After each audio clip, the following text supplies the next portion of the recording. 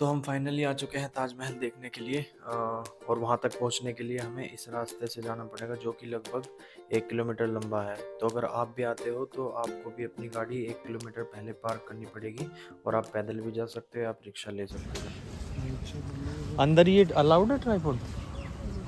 एक बंदा बोल रहा था कि अलाउड नहीं नहीं है। सब अच्छा, वो सब स्कैमर होंगे यहाँ पे, है ना? नहीं अलाउड है।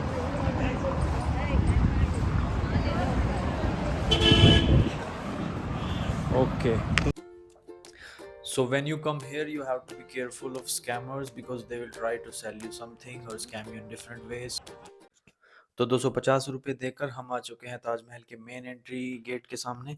तो जब आप वहाँ से आओगे आपको अपने राइट हैंड साइड पे मिलेगा देखने के लिए मेन एंट्री गेट, और उसके ठीक सामने है मीना बाज़ार, जहाँ पे शाहजहाँ के टाइम में ट्रेडर्स अपना सामान बेचने आया करते थे। तो राइट हैंड साइड पे है मेन एंट्री गेट और लेफ्ट हैंड पे है मीना बाज़ार उसके सामने। ये जो मेन एंट्री गेट है इसको दरवाज़ा रोज़ा भी बोला जाता है, जो कि बना हुआ है रेड सैंडस्टोन से, और इसके ऊपर लगे हुए दो ऑक्टागोनल टावर जो हेवन और अर्थ का थ्रेशोल्ड सिंबलाइज करते हैं।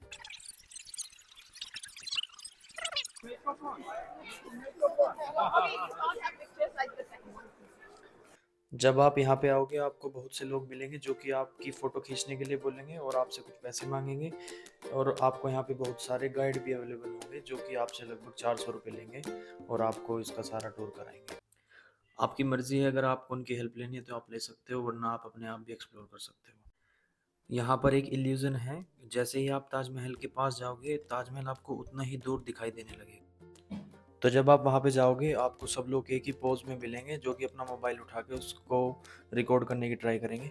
इतने हम इधर उधर देखते हैं तो कुछ 2-3 कबूतर वहाँ पर थे और कुछ मकड़ी के जाले भी लगे हुए थे। फिर मैंने सोचा कि लास्ट में चलो इनको भी रिकॉर्ड कर लेते हैं।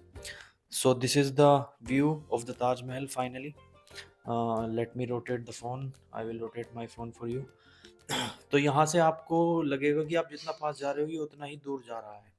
ताजमहल को बने हुए लगभग 400 साल हो चुके हैं, जिसका कंस्ट्रक्शन 1632 में शुरू हुआ था, जो कि शाहजहाँ ने मुमताज़ महल की डेथ के बाद बनवाया था। मुमताज़ महल की डेथ 1631 में हुई थी, जब वो अपने 14th चाइल्ड को जन्म दे रही थी। तो शाहजहाँ ने इसका कंस्ट्रक्शन शुरू किया 1632 में और इसका कंस्ट्रक्शन कंप्लीट हुआ 1653 में। इसको कंप्लीट होने में लगभग 22 साल लगे थे और इसमें 20,000 आर्टिसंस और लेबर्स ने काम किया था। इसको सुपरवाइज किया था उस्ताद अहमद लाहौरी ने, जो कि इसके चीफ आर्किटेक्ट थे। इसको बनाने के लिए वाइट मार्बल का यूज़ किया गया था जो कि राजस्थान से लाया गया था, और different different stone different different जगह से लाए गए थे, जैसे कि जैस्पर पंजाब से, क्रिस्टल चाइना से, और तिब्बत, अफगानिस्तान, श्रीलंका और सऊदी अरेबिया से अलग अलग तरह के पत्थर लाए गए थे। तो यह जो व्यू आपको अभी देखने को मिल रहा है यह सबसे पॉपुलर व्यू है। आप जब भी किसी को देखेंगे या कोई भी सेलिब्रिटी भी यहाँ पर आएगा, जैसे कि मैं आया हूँ, तो आपको ये व्यू देखने को मिलेगा। और यहाँ से देखोगे तो सच में it looks so beautiful, and that is why it is one of the 7 wonders of the world. दुनिया में 7 अजूबे हैं जो कि डिफरेंट डिफरेंट कंट्रीज़ में है, जैसे कि इटली में है, पेरू में है, और ताजमहल उनमें से एक है। और आप जभी भी आप यहाँ पे आओगे तो आपको बहुत भीड़ मिलेगी। ज़्यादातर जो फॉरेन कंट्री से आते हैं वो सुबह के टाइम आते हैं, क्योंकि वो एक रात पहले आते हैं और वो रुकते हैं किसी होटल में, और वो फिर सुबह सुबह 8 बजे के आसपास इसको देखते हैं। और फिर इसको देखने के बाद वो लगभग 1-2 बजे के आसपास, जिस टाइम हम वहाँ पहुँचे थे, वो चले जाते हैं आगरा फोर्ट देखने के लिए। तो इस टाइम आपको यहाँ पर ज़्यादातर इंडियंस मिलेंगे, या फिर कोई जो ज़्यादा देर से टाइम स्पेंड कर रहा होगा वो फॉरेन कंट्री से भी कोई मिल सकता है। ताजमहल का जो आर्किटेक्चर है इसको बोलते हैं चार बाग गार्डन, जो कि मुगल गार्डन डिज़ाइन के नाम से भी जाना जाता है। ये जो आर्किटेक्चर था ये पर्शियन, इस्लामिक, टर्किश और इंडियन स्टाइल्स का कॉम्बिनेशन था। इसको चार बाग गार्डन इसलिए बोलते थे क्योंकि ये 4 क्वाड्रेंट्स में डिवाइडेड है वॉकवेज और वाटर चैनल्स के द्वारा। ताजमहल का जो सेंट्रल डोम है वो 73 मीटर्स हाई है, जो कि एक प्याज की तरह शेप है, जैसे कि आप इसमें देख सकते हो ऊपर। और इसके जो चार मीनार बनी हुई है वो चारों की चारों 40 मीटर ऊंची हैं, और उनको थोड़ा सा बाहर की साइड करके बनाया गया है, जिससे कि कोई अगर अर्थक्वेक वगैरह आए तो वो इस डोम के ऊपर ना गिरे, वो बाहर की ओर गिरे। अब मैं ये ताजमहल का डिस्क्रिप्शन आपको बाद में दूंगा, सबसे पहले आप ये देखो कितना अच्छा पोज है। ऐसा पोज देने के लिए आपको वहां पर जाना पड़ेगा और आपको यही वाला पोज देना पड़ेगा। एक्चुअली में ये जो बंदा ये वाला पोज दे रहा था, ये कॉपी करना चाह रहा था, लेकिन इसको ये पता नहीं कि ये करते कैसे हैं। वहाँ पे कुछ लोग होते हैं फोटोग्राफर्स, तो वो तो ट्रेन होते हैं, तो उनको पता होता है। लेकिन इसने क्या करा, इसने उनको देख लिया और उनको देखने के बाद इसने अपने आप, जिससे कि उनको पैसे ना देने पड़े, तो इसने अपने आप ट्राई करने की कोशिश करी और इसका हाथ ये ऐसे लिए खड़ा था।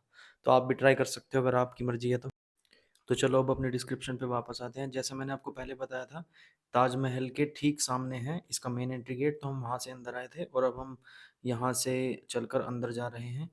देखो कितने छोटे छोटे आदमी नजर आ रहे हैं। यहाँ पे जो ताजमहल पे ज़्यादातर लोग आते हैं, या तो वो आते हैं न्यूली मैरिड कपल, जैसे कि ये दो लोग जा रहे हैं, तो इनकी अभी भी शादी हुई है और ये अपनी वाइफ को इम्प्रेस करने के लिए साथ में ताजमहल घूमने आए हैं। या फिर कोई हमारी तरह जो कि हिस्टोरिकल मॉन्यूमेंट्स देखने के इच्छुक होते हैं, वो आते हैं। जैसे ही आप ताजमहल के अंदर जाओगे, जैसे कि मैं आपको दिखाऊंगा थोड़ी देर बाद, इसके डोम के ठीक नीचे है शाहजहां और मुमताज की कब्र, जो नॉर्मल लोगों के लिए तो फेक बना रखी है, लेकिन जो उनकी असली कब्र है वहाँ पे नॉर्मल लोग अलाउड नहीं है। वहाँ पे कोई वीआईपी वगैरह अगर गवर्नमेंट का कोई ऑफिशियल चाहे तो वो जा सकता है। वैसे नॉर्मल लोग सिर्फ उसके ठीक ऊपर बनी हुई कब्र को देख सकते हैं, जो कि बाद में बनवाई गई थी। और आपको ये तो पता ही होगा कि इसको शाहजहां ने बनवाया था, जिसका जन्म हुआ था 1592 में, और जिसने यहाँ पे रूल किया था 1628 से 1658 तक। और शाहजहां ने ताजमहल के साथ साथ दिल्ली में जो रेड फोर्ट है, लाल किला, वो भी शाहजहां ने बनवाया था। और कुछ पार्ट्स आगरा फोर्ट के, जो कि बनवाया तो अकबर ने था, लेकिन बाद में उसके कुछ पार्ट्स रह गए थे, तो वो भी शाहजहां ने ही कंप्लीट कराए थे। शाहजहां को आर्किटेक्चर और आर्ट फॉर्म्स में बहुत दिलचस्पी थी, तो ये आर्ट्स का गोल्डन फेज माना जाता है मुगल एम्पायर में, जब शाहजहां का रूल था। मैं थोड़ा सा आपको मुगल डायनेस्टीज़ के बारे में बता देता हूँ। मुगल डायनेस्टीज़ की शुरुआत की थी बाबर ने, जो कि यहाँ पे आया था 1526 में, और उसने रूल किया था 1526 से लेके 1530 तक। फिर बाबर के बाद उसका लड़का था हुमायूं, जिसने कि 1530 से 1540 तक रूल किया, और फिर 1555 से एक साल के लिए 1556 तक रूल किया था। उसके बाद अकबर, जो कि अकबर द ग्रेट के नाम से भी जाना जा सकता था, जो कि रिलीजियस टॉलरेंस के लिए बहुत मशहूर था। वो हिंदू मुस्लिम में ज़्यादा भेदभाव नहीं करता था। उसके टाइम पे एम्पायर का बहुत ज़्यादा एक्सपेंशन हुआ और उसने रूल किया 1556 से 1605 तक। तो ये लगभग उसने रूल किया 50 साल। चलो अब हम अपनी नॉर्मल बात पे आ जाता है। इसका डिस्क्रिप्शन मैं दूंगा अब आपको थोड़ा बाद में। तो जैसे कि ये मोन्यूमेंट है लव का, और अगर आप यहाँ पे जाओ और आप कुछ रोमांटिक बात मत करो, तो फिर इस यहाँ पे जाने का कोई फायदा ही नहीं है। कहाँ लोग चल रहा है। काट दूंगा चला ऐसे। तो कहाँ दिख रही लड़की, कहाँ दिख रही बता। ये फौरन ही जान ले जाना पड़ेगा। तो यहाँ ना, यहाँ का बंदा ना, तो फौरन का ही बंदा है। यहाँ तो बिना मतलब ही रह रहा तुझे, तो यार भी तो फौरन को बिलोंग करे। इधर से देख।